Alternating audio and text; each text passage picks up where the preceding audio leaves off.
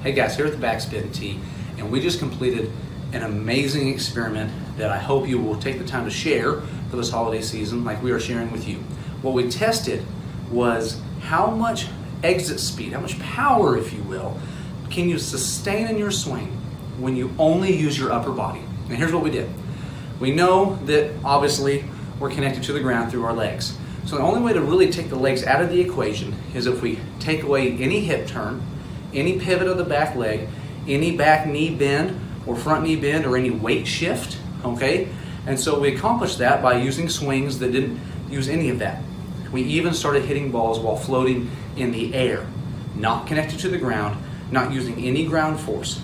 And this experiment is to simply try to show more clarity on how the upper body really moves through the swing. Do not try this at home. This is not in any way the way we want you to try and swing if you're one of our followers. We're very simply trying to figure out how much power can you sustain by only using your upper body and not your legs. Let's check it out.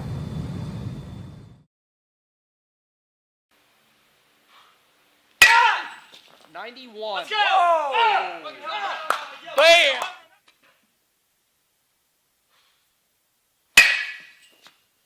95. That's fast. 96. Oh.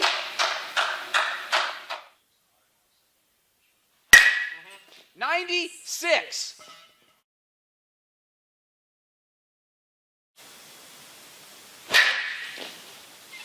71. 70. Count it. Count it. I like the shimmy that he's got. Count it. 71. Let's go.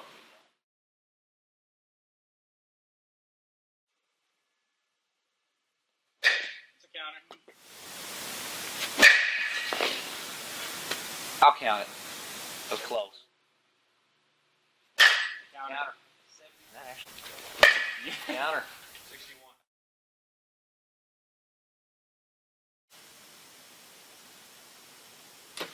Yep. 64. Counter. Counter. That was hard. Counter.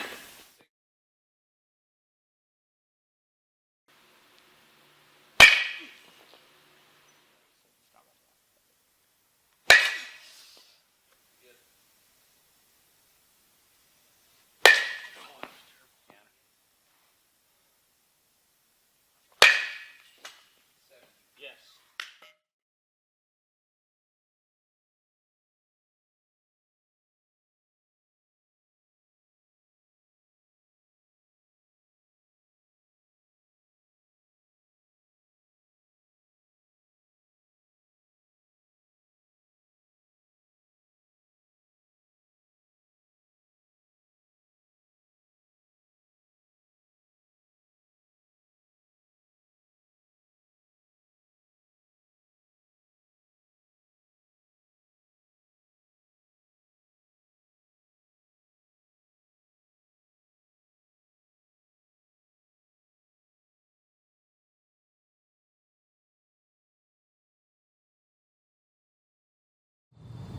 Okay, so as you can see, there were some surprising numbers there, especially for what we thought might happen.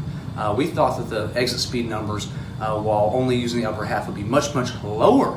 Now, were these your preferred baseball swings? No, of course not. It was an experiment, and as you can see, the players were actually asked to try to restrict their hip movement, their legs, and it's very hard to do. So as you saw, especially when they were floating in midair, jumping up to the tee, or falling out of a chair in mid-float as they hit, the hips, even though they were trying not to move, you actually saw a lot of movement.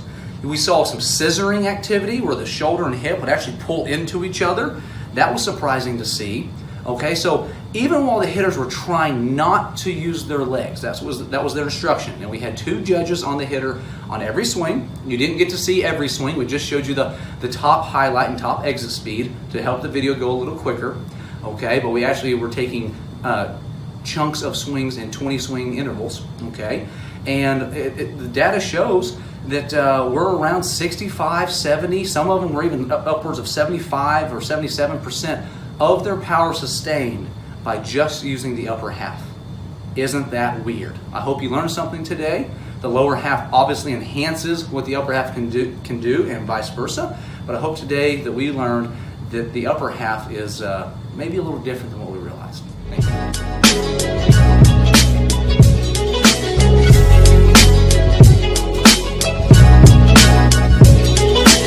The Hitting Performance Lab wants to know, did you know repeatable hitting power does not start in the hips? Have you heard the expressions, load and explode the hips? Power comes from the hips. Well, we created a free video revealing the results of a scientific study that will show you how we added 48 feet of batted ball distance instantly. And it's not all about the hips. Click here now to get the video while it's still free.